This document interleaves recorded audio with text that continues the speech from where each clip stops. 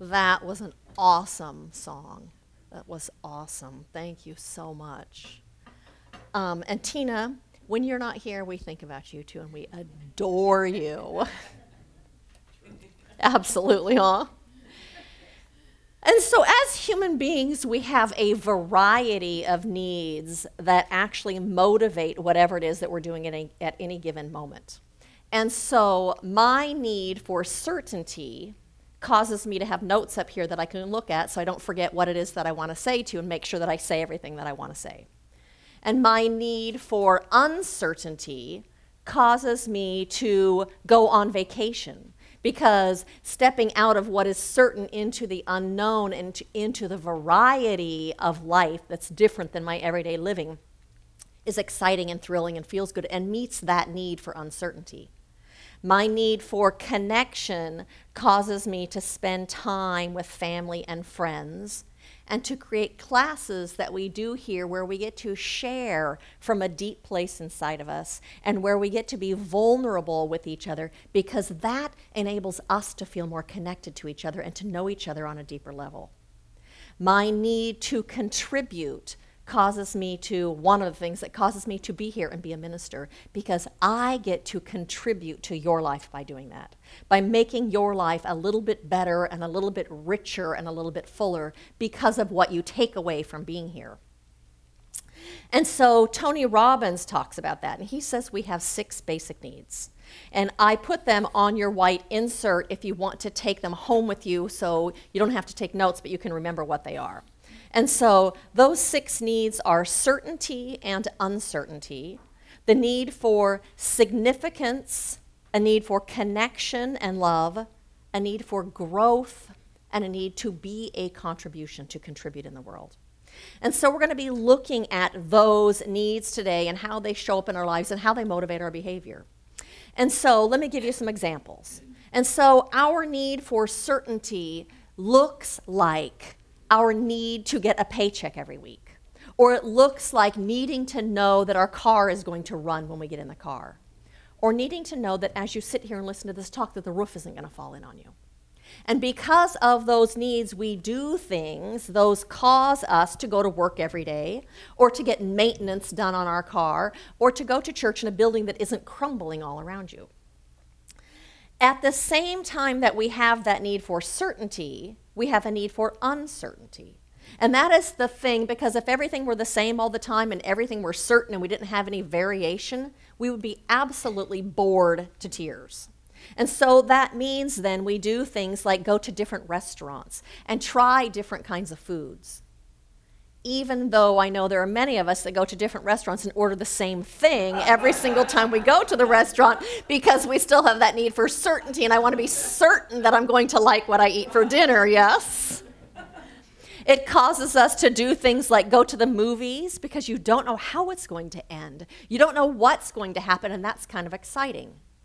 Even though we sometimes watch movies we've seen many times because we are then certain that we're going to like the movie, so we watch it again. We like to have surprises in our lives because that's uncertainty. But we really only like the surprises that we want to have happen to us, yes? And so though that uncertainty is the thing that makes life exciting and exhilarating for us. So that need for significance that we have, a need to be significant in this world, shows up as things like being a hairdresser and developing skills so that you can create really fabulous hairstyles, and then your clients love them and then want to come back and see you again. You become significant to that person. Or if you are a gangbanger, the need to be significant might show up like holding a gun to somebody's head. Because certainly when you are doing that, you are significant in that moment. If you are a parent or in a relationship, that need for significance shows up by being important to your partner. By them counting on you and depending on you, makes you significant in their life. That fulfills that need for significance that we have. And so those are human needs that every single one of us has, for certainty and uncertainty and to be significant. Well, we also have on top of that 3 needs that are more spiritual needs than they are just human needs. And that is the need to be for connection, to feel ourselves connected to other people, connected to life, connected to the whole of things, that need for connection. We have a need to grow, and we have a need to contribute. Those are soul longings. Those longings come from that very essence of who we are, from our spirit. And so the title of my talk today is Higher Ground. And I'm talking about that when we pay attention to the need that is motivating our behavior, if what we're doing isn't serving our highest good or isn't serving the highest good of everyone in the whole, we can choose higher. We can choose to meet a different need instead of one of those 3 lower needs. We can meet one of those higher needs. And in that awareness, we can make a choice. And then that means that our ego is not running the show all the time. But instead, those higher choices enable our spirit to be leading us in the choices that we make. To the divine within us then leads us to make those choices. And so Ernest Holmes, who is the founder of this philosophy, in the Science of Mind textbook says, if someone should ask whether or not God has any intention for him, the answer would be that the only intention God could have, if man is an individual, would be to let the individual alone to discover himself. God's intention for us is to discover ourselves, to discover who we are and what we are. And so every single time that we make a choice in our lives that is motivated by love, that is motivated by our need to be connected to other people, every time we make a choice that is based on that need for us to grow and unfold and evolve, every time we make a choice based on our need to be a contribution, we are participating in our self-discovery. We are discovering more about ourselves and who we are as spiritual beings. What is our essence and what is our core beingness? We're discovering that when we make those higher choices. We're discovering that we are spirit here in form and what that looks like. And so when I look around the world today and this country today, and I still argue like this, when I look around this country today, no.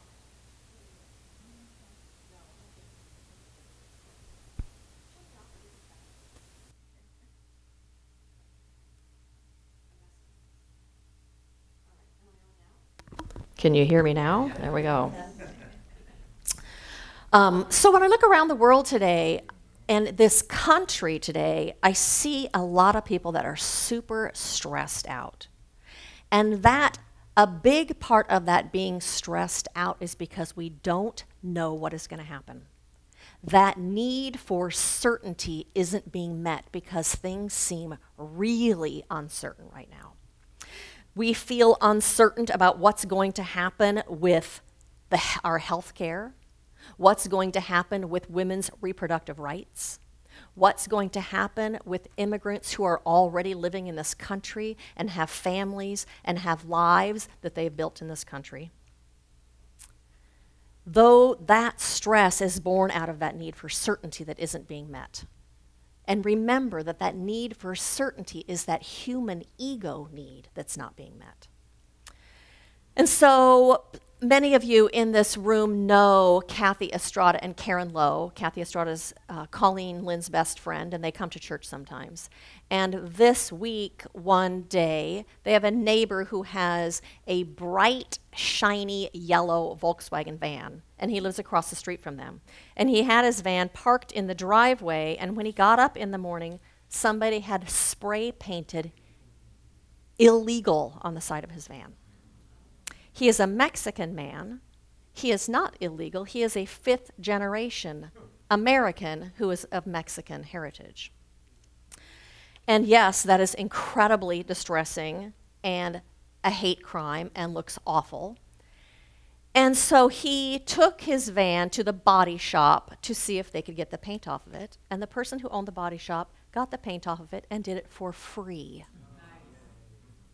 The neighbors are coming together and talking with each other and exchanging phone numbers and caring for each other and coming together in a cohesive manner and supporting each other like they never have before.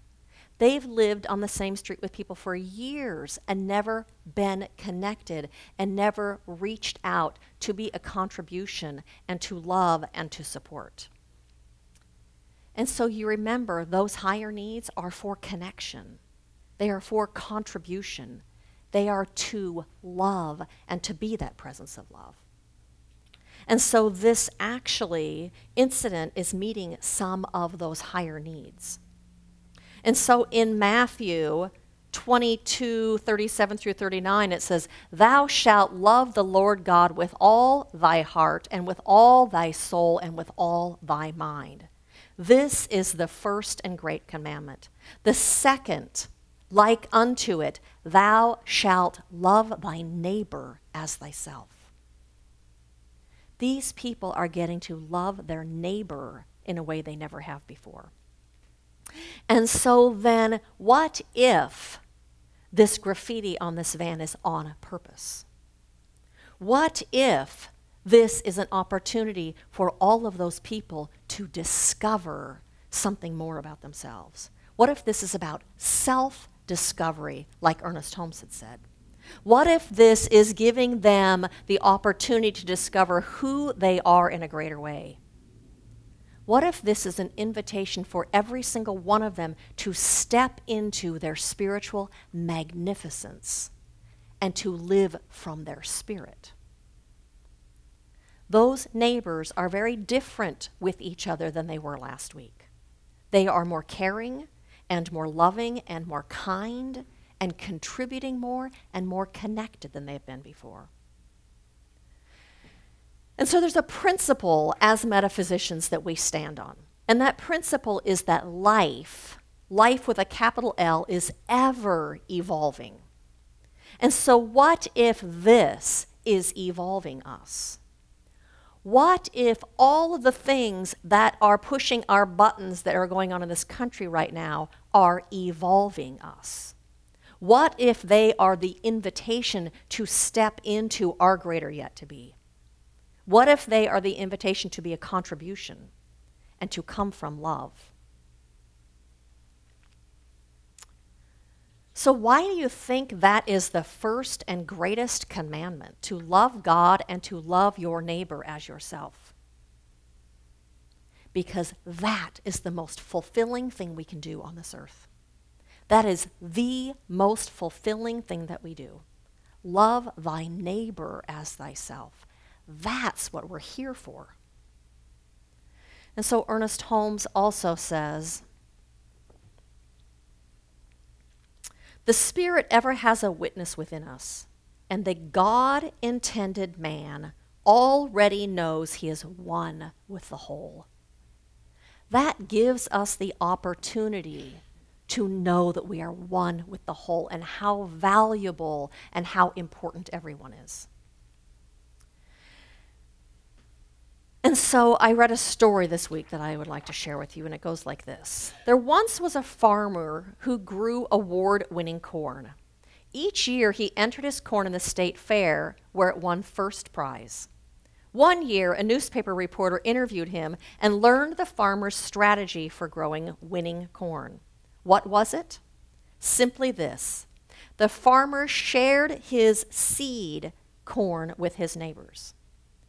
How can you afford to share your best seed corn with your neighbors when they are entering their corn competition against you every single year? The reporter asked him. Why, said the farmer, don't you know? The wind picks up pollen from the ripening corn and swirls it from field to field. If my neighbors grow inferior corn, cross-pollination will steadily degrade the quality of my corn. If I am to grow good corn, I must help my neighbors grow good corn. The lesson for each of us is this: if we are to grow good corn, we must help our neighbors grow good corn. What we do out there to them we do to ourselves. We are all connected. We are all part of the one.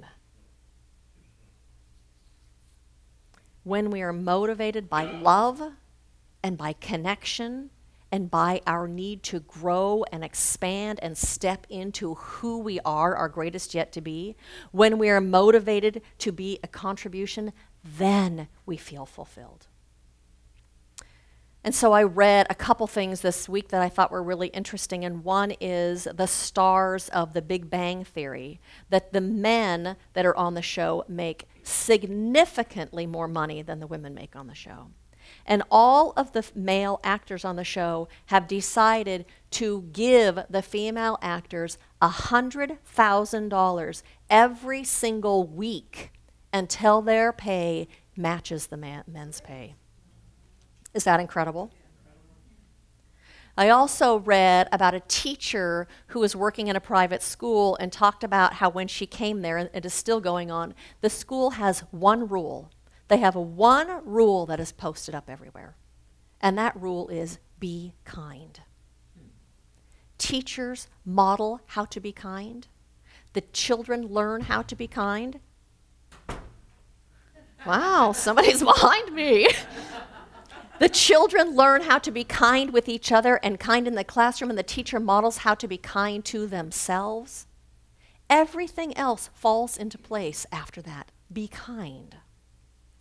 And so we have a lot of pleasures that we like to participate in this world. They're called hedonistic pleasures, those pleasures of the senses. And it looks like having a really good meal and eating things that we like. It looks like good sex. And it looks like going to concerts of music that we love or going to a ball game that we love. And while all of those things are really pleasurable, the moment that they're over, they're over. The moment the activity is over, the pleasure is over with hedonistic satisfaction. But when we contribute, and when we love, and when we grow, and when we experience connection with other people, that satisfaction lasts. That satisfaction feeds our soul. That satisfaction stays with us. It brings lasting fulfillment. And so what then about the people who do things like vandalize and paint graffiti on bright, shiny yellow vans? What about the people who think it's okay to split up families that live here and export somebody to another country? What about the people that think it's okay to drill in the Arctic? Forgive them. They know not what they do. Forgive them. They know not what they do. They are acting from those less evolved needs. They are not awake. You are awake. You get to choose higher. You get to stand on higher ground and make the higher choice. Like Tina's song, Forgive. You are called to make that higher choice and to stand on that higher ground when others aren't. You are here to be motivated by love and to give birth to your spiritual magnificence. You are here to contribute and to make a difference. And so your call to action this week is to pay attention to what is motivating you at any given time. To look at that. Is it a need for certainty? Well, you know what I can tell you? The truth is, you are safe all the time. You are safe all the time because you are an eternal being and nothing can touch that and nothing can harm that. You are whole. If it's a need for uncertainty, well, my goodness, life is filled with it. We live in this material world that is constantly changing. Nothing is ever the same, so it's already a guarantee. If you are looking to be significant and that's what's motivating you, recognize and know that you are always significant. Always, because you are an incarnation of that Most High One. So regardless of what it is you're doing, you are still significant.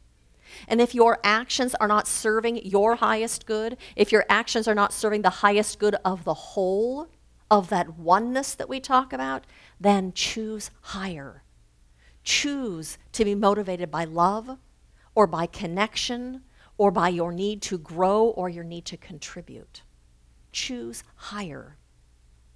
And ask yourself, when you see people doing things in the world that tweak you, that push your buttons, that you're angry and upset about, ask yourself, what need are they being motivated by? Are they being motivated by their ego or by their spirit? Are they being motivated by fear or by love? And when you come up with that answer, it will give you insight and it will give you compassion for the choices that they're making in the world and in their lives. And whatever the answer is that you get, choose higher. Choose the high road. And as a result, you'll be living your life in alignment with your own spirit, in alignment with that divine presence that is love. You'll be participating in your own growth and evolution, and you'll be contributing to creating heaven on earth, this world that we all want to live in. And so I thank you for making that highest choice. And I thank you for walking this path and for saying yes to the call of your own spirit within you. And so blessings to all of you. Thank you.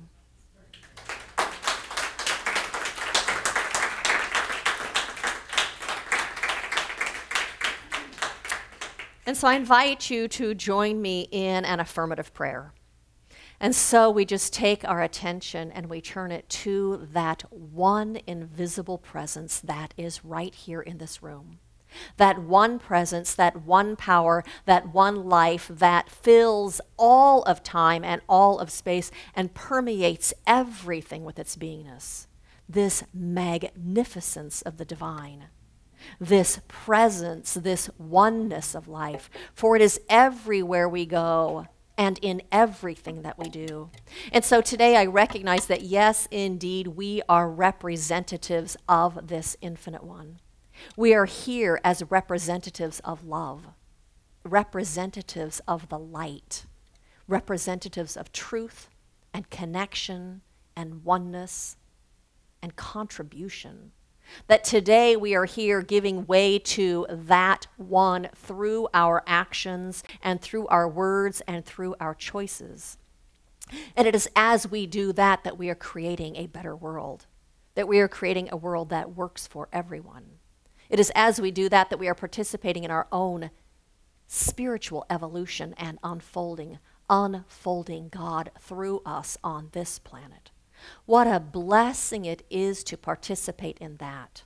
What a blessing it is to be awake to this call of our soul. What a blessing it is to be here on planet Earth, this magnificent place to be.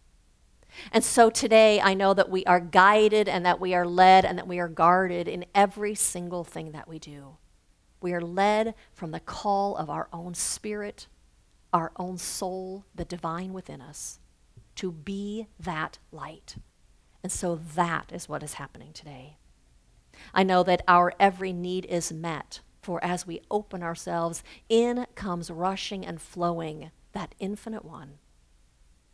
And so it is with a grateful heart that I release this prayer with absolute confidence that yes, indeed, we are evolving, and yes, indeed, more and more and more of that presence is coming into this world through each and every single one of us. That there is an awakening happening right now in humanity, and it is a spiritual awakening. It is a spiritual renaissance. It is saying yes to wholeness, and yes to equality, and yes to love. And so I release this prayer with absolute gratitude, knowing that it is absolutely done because it is the truth. And we just lean into that. And I release this prayer, and I let it be, and so it is.